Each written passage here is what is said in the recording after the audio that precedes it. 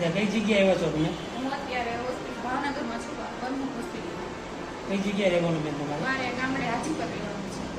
શું બનાવ શું બન્યું બેન? બનાવ એવો હતો કે મારા હસબન્ડે પહેલા કોરોનામાં 20 લાખ રૂપિયા લીધા હતા. પછી એમાંથી વ્યાજ 10%, 5% વ્યાજ વધતું ગયું.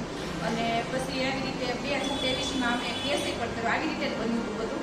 અને અમે કેસ પણ કર્યો હતો, પણ એમાં પછી એમ કાંઈ ઓલું નહોતું. પછી અમે પાછા બધા શાંત થઈ ગયા અને ધંધો કરવા માંડ્યા હતા.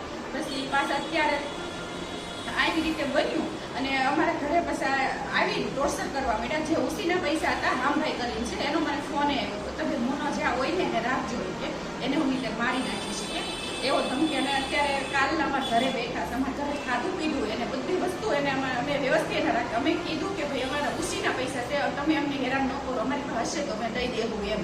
અને છેલ્લે અમે એને તોય 5 લાખ કરી દીધા કાઢી મૂકી.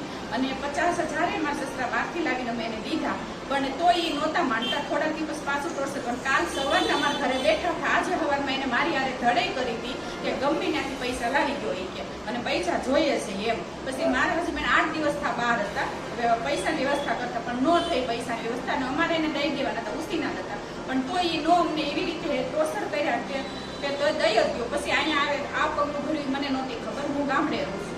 પછી હું અહીંયા અત્યારે મને ખબર પડી એટલે મને એમ કીધું કે આપણે ભાવનગર જવાનું છે. હું અહીંયા આવી અને વ્યાજ અમે એટલું ભર્યું છે 5-10%. એક બીજા 2-3 પાત્રીના છે, એક હજુભાઈ કરીને છે એને તે 40 લાખ અને 20 લાખમાંથી અત્યારે 4 કરોડે પોગાડ્યું. જો આનો ક્યાંય ન્યાય નહીં મળે તો હું અત્યારે મારા 2 છોકરા બધા દવા પી જાઉં.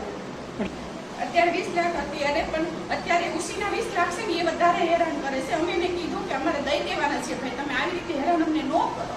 તો એને એવી રીતે ટોર્ચર કર્યું ને તાળા રૂમે મારી દીધા. અને કાલે એમને કીધું ડેલાને તાળા મારી દઈશું એમ. તમે ઘર પાર વગર ના કરી નાખ્યા ત્યારે? હા, અમને ઘરે તાળું મારી દીધું છે.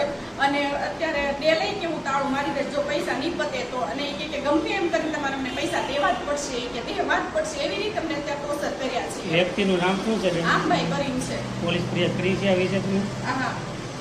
અને આની પહેલા ક્યારે તમે પોલીસ ફરિયાદ કરી હતી ને કઈ બાજુ કરેલી હતી? એ ત્યારે અમે દાખલા કરી હતી ડાટા પોલીસ સ્ટેશને કરેલી ફરિયાદ 2023 ની અંદર. તો શું થયું હતું ત્યારે?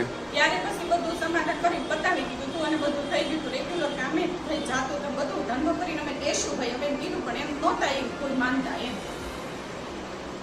અને આમ ભાઈ કરીને છે એને એમ કીધું તું મને કે અમે હું કીધું કે પૈસા દીધું. એને મને એમ કીધું કે મારી માથે 70 કેસ ચાલે છે અને 71મો કેસ થાય તો મને કાંઈ ફેર નહીં પડે કે. અને એ તો પછી જેવા સિંદરીના વળ હોય એવા વળ થાય કે એમ. અને ઉસીના છે અમારે દઈ જ દેવાનું જો પણ આને કાંઈ થયું ને એટલે હું સીધી હવે મારા 2 છોકરા હું પણ દવા પીને હારે મરી જશે. અને ભવિષ્યમાં કાંઈ થાય નાનો ન્યાય નહીં મળે તો હું ગમે એમ દવા પીને હું મરી જવાની છું.